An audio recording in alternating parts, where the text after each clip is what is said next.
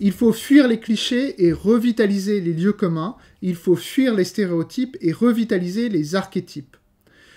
En fait, revitaliser un archétype, ça repose sur un bon équilibre entre une certaine dose de généralité et une certaine dose de particularité. La généralité, c'est le schématisme que je vous ai exposé pour construire des personnages, l'attitude et la nature. La particularité, c'est que tout personnage, tout archétype, est incarné dans un personnage particulier, qui a un âge particulier, qui vit dans une ville particulière, à une époque particulière, qui s'habille d'une certaine façon. Et il faut trouver l'équilibre entre les deux qui va permettre à la fois à vos lecteurs les plus divers de s'identifier à l'odyssée de votre héros et en même temps de s'attacher à des particularités qui vont lui donner quelque chose de véritablement vivant. Imaginez, dans le monde réel, vous ne rencontrez jamais d'archétype à proprement parler. Vous rencontrez toujours des individus qui sont particuliers, même s'ils peuvent être des réincarnations d'un archétype classique.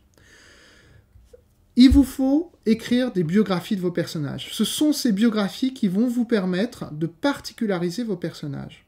Dans ces biographies, qui feront 1 à 3 pages, qui doivent être réalisées pour tous les personnages, et ce sont des biographies aussi qui ne vont pas apparaître telles quelles dans votre récit, mais qui vont avoir un effet indirect sur votre récit. On voit très clairement les textes dont les auteurs ont fait cet effort de travail en amont, puisque ce sont des textes qui ont plus de souffle, qui ont plus de justesse, plus de vérité. Parfois, les auteurs ont écrit les biographies des personnages sur des feuilles à part, parfois ils les ont simplement ruminés dans leur tête pendant très longtemps, mais en fait, ce travail a été fait. Écrire une biographie, ça revient à répondre à 3 questions. D'où vient la nature du personnage, d'où vient l'attitude du personnage, et d'où vient la dynamique qui lie les deux. Est-ce que vous avez vu Spider-Man de Sam Raimi avec Tobey Maguire dans le rôle de Peter Parker? C'est un récit des origines, et c'est le même type de récit que vous devez réussir à construire. Un récit des origines, c'est un récit qui explique comment attitude, nature et dynamique entre les deux se sont constituées. Peter Parker, c'est un adolescent américain typique. Il a été élevé par son oncle et sa tante parce que ses parents étaient morts. Alors, je viens de me rendre compte qu'en fait, il n'est pas complètement typique, puisque tout le monde n'a pas perdu ses parents en bas âge. Mais en dehors de ça, et du fait qu'il a des super-pouvoirs et d'autres choses, enfin, en dehors de beaucoup de choses, il est typique, voilà. En fait, il a reçu une bonne éducation, donc sa nature, c'est d'être un bon enfant respectueux.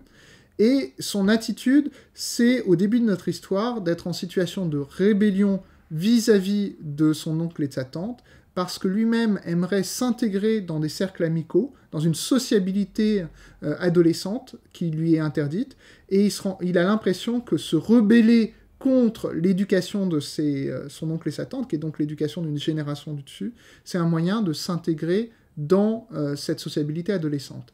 Et en fait, ce choix de rébellion va provoquer une catastrophe. Cette catastrophe, je vous la révèle, mais vous en faites pas, c'est au début du film, c'est la mort de son oncle Ben, qui n'a aucun rapport avec l'oncle Ben qui fait du riz, qui est un autre oncle Ben, mais c'est son oncle quand même.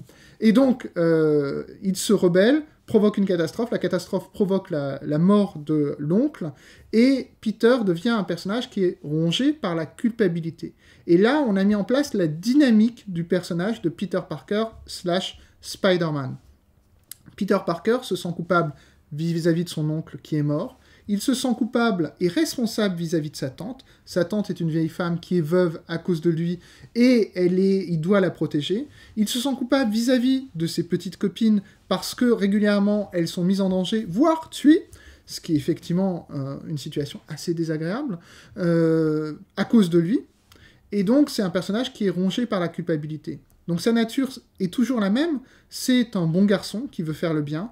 Son attitude est en tension entre le sens du devoir et un sens de l'humour qui en fait est une manière pour lui de se distraire du caractère tragique de son existence, puisqu'on le sent condamné en fait à perdre les gens qu'il aime.